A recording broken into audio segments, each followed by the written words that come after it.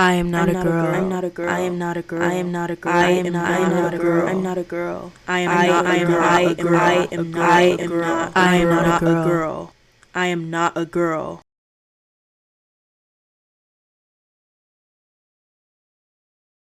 I am not a girl. A cry to be seen, heard, and imagined is inspired by the legacies of June Jordan, Wanda Coleman, Lucille Clifton, and several others whose works place Black gender-marginalized folks at the center of the world. As an artist scholar, I am particularly interested in investigating Black girlhood and womanhood as a queer, Black, non-binary person. The question I am most excited to explore in this work is, what does it mean to imagine oneself in a world that actively works to disappear them? In thinking through how to write about disappearance in this chapbook, I often think of the speech Michaela Cole gave after winning an Emmy for her television series, I May Destroy You. Do not be afraid to disappear from it, from us, for a while, and see what comes to you in the silence.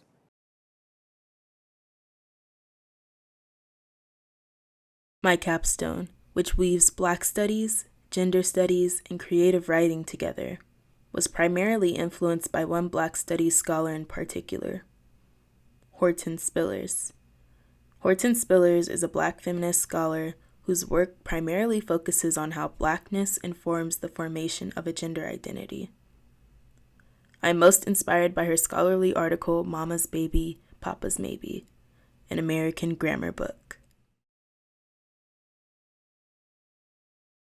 In this article, she discusses how the hierarchy and positioning of enslaved men and women affected the way in which these groups could embody gender. Laws such as Partus Sequitur Ventrum, which stated that a child's citizenship and legal status depended on whether the mother was enslaved, greatly disrupted kinship for enslaved Black women. The Atlantic was also a crucial piece in this work. In revisiting the violent voyage Black people endured from their home countries to the United States, Spillers theorizes that they were undifferentiated, existing in a liminal space that both defined their Blackness relative to enslavement and also removed them from normative gender identity. This is a concept she calls ungendering. My poem PATRI, much like this article, posits the ocean as the birthplace of Black identity while contending with the ever-present shadows of white supremacy and paternalism.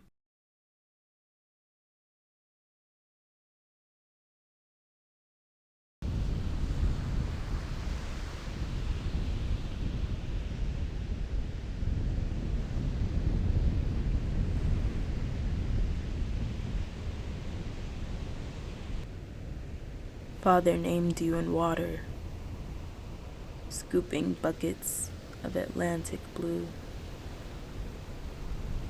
Personal geographies rewritten before meeting the home that birthed you.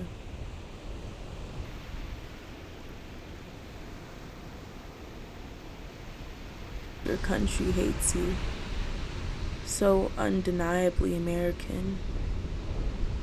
What an honor it is to be needed. What an honor to serve your motherland.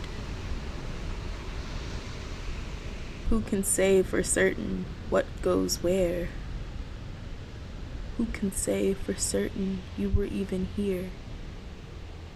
Child of the cursed hyphen, you return home like this, thick-tongued and American, a wettened grief.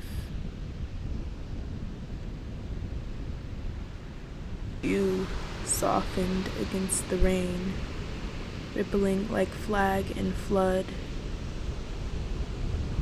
A pool of sorrow, human remains, unmoored and armored in blood.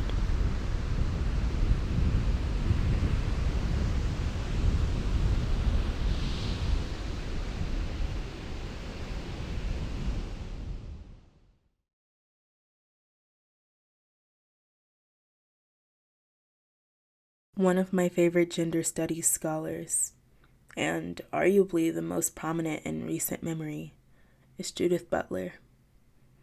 Judith Butler is a gender theorist whose work can be attributed to the modern-day understandings of gender and performance. In Gender Trouble, Feminism and the Subversion of Identity, one of their most famous books, they authored a theory called gender performativity. Gender performativity describes gender as an unstable category that relies on the repetition of performative actions imbued with meaning and significance in order to be viewed as a man or a woman. My poem Womaning attempts to dissect and analyze the practices and rituals I once engaged with to affirm my identity as a woman.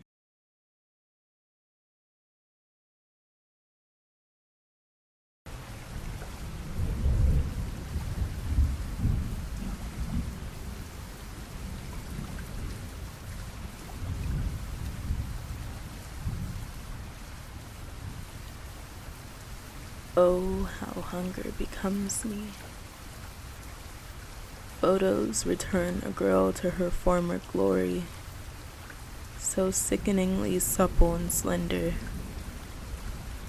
What a perfect illustration of those sad little traditions I share with my body, like ritual. I was always so bad at the right things. My doctors say it's fine to push myself like this. A little more air around the lungs will do me some good. I could be good. I could be a girl. Womanhood is all about losing yourself. My grandmother warns. My mother warns. My sister warns. Every woman warns, mostly.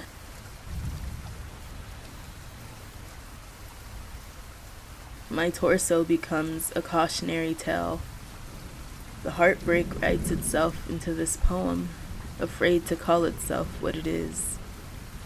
I'm learning from these girls I have called home how to shatter into a million brilliant blades, and for them, I could not be more grateful.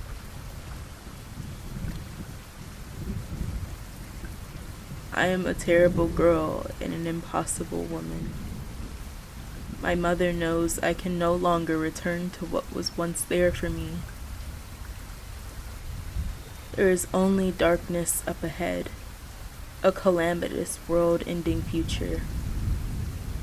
The dirt-colored road the world offers me as I part ways with her, grieving infinitely.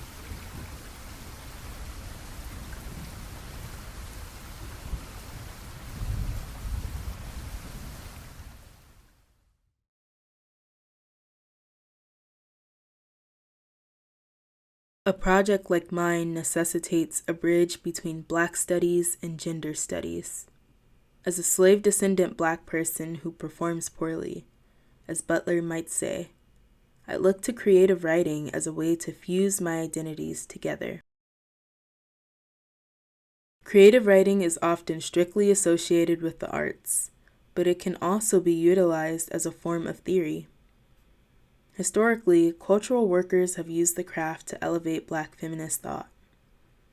The urge to utilize art as an expression and re-articulation of theory lies in embodiment. Theory tells you what is. Art is affective.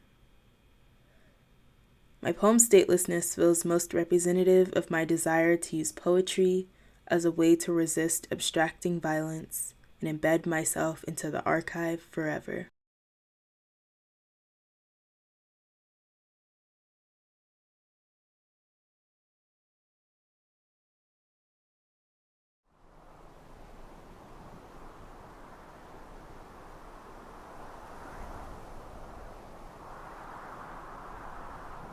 Creature of no name, no house, no land, nowhere, a citizen could be anything.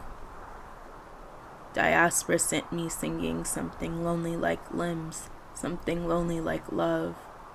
Do you think our parents ever had it? I dispose of my body. I upend my family. I destroy every moment they've dreamt of. The love has departed, but I am still here, no longer waiting for reinvention.